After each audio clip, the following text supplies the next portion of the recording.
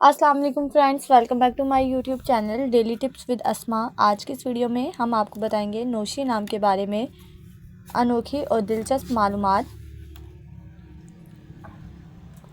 नौशी नाम का शुमार लड़कियों के नामों में होता है। नौशी एक इस्लामी नाम है।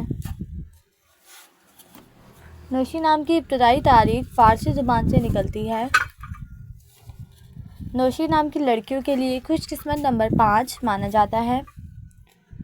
माहिरीन के मुताबिक नौशी नाम की लड़कियां बहुत ज़हीन होती हैं। नौशी नाम का मतलब है पीना।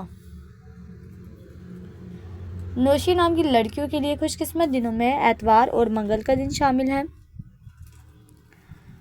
नौशी नाम के अफराद के लिए मुवाफिक रंगों में सुर्ख, जंगमा, हल्का सब्ज रंग शामिल है। नौशी नाम के अफराद के लिए मुवाफिक पत्थरों में पुखराज पत्थर शामिल है। खुशकिस्मती वाली धातों में हिस्सों के हिसाब से तांबा शामिल है।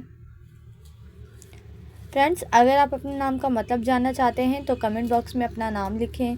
इंशाल्लाह हम आपके नाम की वीडियो ज़रूर बनाएंगे। Thanks for watching. अल्लाह हाफिज़।